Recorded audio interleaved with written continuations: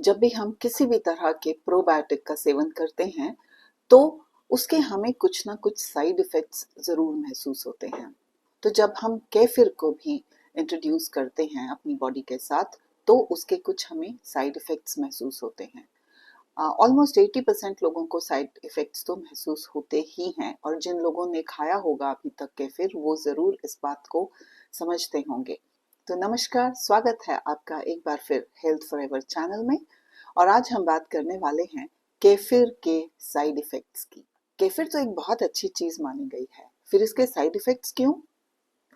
हर probiotic का कोई ना कोई साइड इफेक्ट होता है।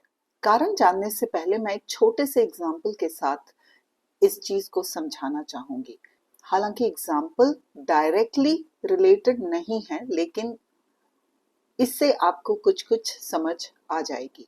तो फॉर एग्जाम्पल मानिए कि हमें किसी तरह की कोई इन्फेक्शन हो गई है, गले की हो सकती है, पेट की हो सकती है, या और कोई अन्य इन्फेक्शन हो गई है हमारी बॉडी में और हम डॉक्टर के पास जाते हैं। आजकल डॉक्टर सबसे पहले तो लिख कर देते हैं एंटीबायोटिक्स, राइट? एंटीबायोटिक्स क्यों? क्योंकि जो भी हमारे अंदर वो बैक्टीरिया है जिसने वो इन्फेक्शन पैदा की है वो खत्म हो सके, उसको मारा जा सके।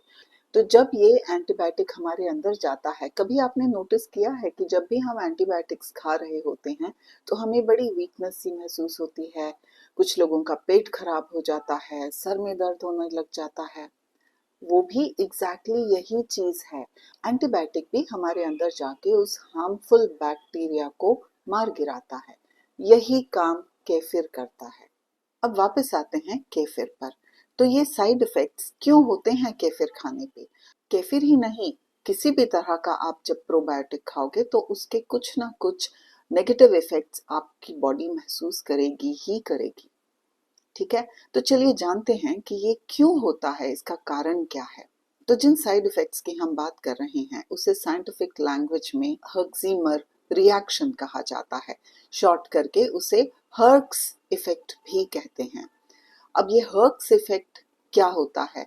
ये वही है, एक डिस्कम्फर्ट सी बॉडी महसूस करती है जब भी हम किसी तरह का प्रोबायोटिक लेते हैं। क्यों होता है? तो जब भी हम कोई प्रोबायोटिक लेते हैं तो प्रोबायोटिक हमारी बॉडी के अंदर जाके 2-4 दिनों में अपना काम शुरू करता है, यानी कि अंदर के बैड बैक्टीरिया को मारना शुरू कर देता है, डिस्ट्रॉय करना शुरू कर देता है। तो अब होता क्या है, अंदर बहुत सारा हमने बैड बैक्टीरिया इकट्ठा करके रखा होता है। जब वो बैड बैक्टीरिया मरने लगता है तो वो जो मरा हुआ डेड बैक्टीरिया होता है वो टॉक्सिन्स रिलीज करने लग जाता है। इन टॉक्सिन्स को हमारी बॉडी धीरे धीरे मल के द्वारा निकालना शुरू करती है बॉडी में से। लेकिन यही जो बैड बैक्टीरिया या डेड बैक्टीरिया है, ये बहुत ज्यादा क्वांटिटी में जब बॉडी में बढ़ जाता है तो टॉक्सिन्स भी उतनी ही ज्यादा बढ़ने लग जाते हैं। और एक समय आता है कि हमारी बॉडी उतने ज्यादा टॉक्सिन्स को रिलीज नहीं कर पाती है, निकाल नहीं पाती है। उस वक्त हमें उसके इल इफेक्ट्स महसूस होने लग जाते हैं। तो ये इल इफेक्ट्स होते क्या हैं?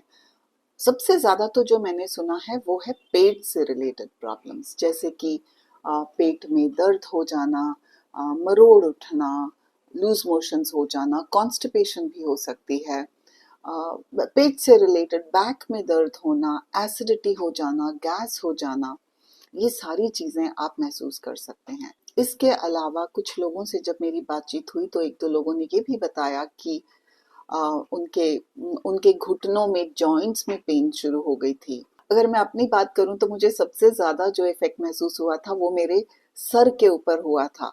बाकी और कुछ इतना नहीं हुआ था, थोड़ा बहुत पेट से रिलेटेड प्रॉब्लम्स हुई, लेकिन मेरा सर ऐसे लगता था जैसे मेरे सर के ऊपर एक बर्फ की सिल्ली रख दी गई हुई है। वो मुझे समझ नहीं आया और इसके बारे में मैंने कभी भी सुना नहीं। तो मैं नहीं कह सकती कि ये केफिर से रिलेटेड था या कुछ और प्रॉब्लम थी, लेकिन थोड़े दिनों में वो ठीक हो गया था। ठीक, तो ये इस तरह के कुछ हमें इसके इल इफेक्ट्स नजर आ सकते हैं बॉडी में। तो फिर ऐसे में क्या करें? ऐसे में करना अपने कुछ भी नहीं है, आप वेट करें, आप केफिर लेना बंद ना करें। बहुत सारे लोग ऐसा करते हैं कि हफ्ता भर लिया और जब उसके नेगेटिव इफेक्ट्स शुरू हुए तो लोग सोचते हैं कि अरे नहीं, ये तो हमें सूट ही नहीं किया, तो इसे बंद कर दो। तो आपने बंद नहीं करना है उसे, आपने वेट करनी है आपकी बॉडी के अंदर से वो टॉक्सिन्स निकल जाएं। जैसे जैसे वो टॉक्सिन्स निकलना शुरू होंगे, आपकी बॉडी स्टेबलाइज होना शुरू हो जाएगी।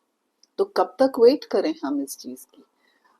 मेरे हिसाब से करीब करीब 15 दिन का टाइम आपको देना चाहिए। लेकिन 15 दिन के बाद भी अगर आपको लगता है कि ये तो स्टेबलाइज होने का नाम ही नहीं ले रहा और ये बढ़ते ही जा रहा है, या फिर ये चल ही रहा है, ठीक नहीं हो पा रहा, तो ऐसे में फिर आप केफिर लेना बंद कर दें। हो सकता है केफिर के कुछ स्ट्रेन्स जो हैं, इस एक दो स्ट्रेन्स आपको नहीं सूट कर रहे हैं, आपकी बॉडी में वो सूट नहीं कर रहे हैं। केफिर में करीब 50 से 60 डिफरेंट गुड बैक्टीरिया के स्ट्रेन्स होते हैं, है ना। अगर आपने पहली वीडियोस देखी हैं तो उसमें आपको समझ में आएगा। लिंक मैं डिस्क्रिप्शन बॉक्स में दे दूंगी अगर आपने वो वीडियोस नहीं देखी हैं तो केफिर में करीब 50 से 60 डिफरेंट तरह के गुड बैक्टीरिया के स्ट्रेन्स पाए जाते हैं। अब ये पॉसिबल है कि उसमें से मे बी 1, 2, 4 बैक्टीरिया के स्ट्रेन्स आपको सूट नहीं कर रहे हैं। तो अगर 15 दिन के बाद भी, 15 से 20 दिन के बाद भी अगर आपको लगता है कि स्टेबलाइज नहीं हो रही है बॉडी, तो आप केफिर को छोड़ दें। आप दूसरी तरह का कोई फिर प्रोबायोटिक इस्तेमाल करें। मैं तो यही चाहूंगी कि केफिर ही आपको सूट कर जाए, क्योंकि जितने केफिर के अंदर, मिल्क केफिर की बात कर रही हूँ बाय द वे मैं, तो जितने मिल्क केफिर के अंदर गुड बैक्टीरिया के स्ट्रेन्स हैं, ये और किसी ही प्रोबायोटिक में नहीं पाए जाते हैं।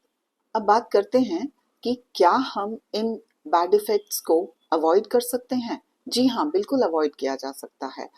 आप शुरू में बिल्कुल थोड़ी सी क्वांटिटी से शुरू करें, जैसे जस्ट आधा चम्मच। आप एक रेगुलर अपना दही खा रहे हैं या वैसे भी आप ले सकते हैं, सिर्फ आधे चम्मच से स्टार्ट करें। 2-4 दिन सिर्फ आधा चम्मच रखें, उसके बाद उसको 1 चम्मच कर दें, फिर 1.5, फिर 2। इस तरह से आपकी बॉडी में धीरे धीरे जाके वो गुड बैक्टीरिया जाएगा और धीरे धीरे वो अंदर जाके बैड बैक्टीरिया को खत्म करना शुरू करेगा। यानी कि जब बैड बैक्टीरिया, तो जो हमारी बॉडी में टॉक्सिन्स भी रिलीज होंगे वो कम क्वांटिटी में होंगे, क्योंकि कम बैक्टीरिया मर रहा है। ठीक है, तो धीरे धीरे इस तरह से पहले टॉक्सिन्स को बाहर निकालें, और उसके बाद जब आपको लगे कि अब मेरी बॉडी सेटल हो गई है, तो धीरे धीरे करके क्वांटिटी बढ़ा सकते हैं। मैंने जब शुरू किया था तो मैंने 1 चम्मच से या शायद आधे चम्मच से ही शुरू किया था, और धीरे धीरे उसको बढ़ाती चली गई थी। करीब करीब 10 दिन के बाद मैंने आधी कटोरी तक आई थी, और फिर over a period of months, कुछ महीनों के बाद तो मतलब मैं पूरा 1 ग्लास उसकी छाछ टाइप बना के पी लिया करती थी। इनफैक्ट वो मेरा ब्रेकफास्ट हो गया था। बहुत ही बढ़िया ब्रेकफास्ट है ये। दूसरी चीज जो आप कर सकते हैं, अपने आप को हाइड्रेटेड रखें, पानी पिएं, बहुत सारा पानी पिएं, ताकि आपकी बॉडी में हाइड्रेशन बनी रहे। तीसरी चीज है, आप फाइबर रिच डाइट लें, प्रोटीन रिच डाइट लें, ताकि जब आपके अंदर फाइबर जाएगा तो आपका डाइजेस्टिव सिस्टम ठीक रहेगा, तो जल्दी जल्दी उस बैक्टीरिया से रिलीज हुए टॉक्सिन्स को निकाल पाएगा। प्रोबायोटिक्स से आए हुए साइड इफेक्ट्स बुरे नहीं होते हैं। इनफैक्ट जब ये इस तरह के आपको सिम्टम्स नजर आते हैं प्रोबायोटिक्स खाने के बाद, तो ये एक आपकी बॉडी सिग्नल दे रही है कि ये प्रोबायोटिक हमारे अंदर जाके काम कर रहा है, ये हमारे अंदर जाके बैड बैक्टीरिया को मार रहा है। तो ये तो एक गुड न्यूज है। तो वेट कीजिए, लेकिन अगर 15-20 दिन के बाद भी आपकी बॉडी स्टेबलाइज नहीं होती है, तो प्लीज केफिर को छोड़ दीजिए और कोई दूसरा प्रोबायोटिक यूज कीजिए। अगर ये वीडियो पसंद आई हो तो लाइक, शेयर एंड सब्सक्राइब जरूर करें। मिलते हैं अगली वीडियो में किसी और नई जानकारी के साथ।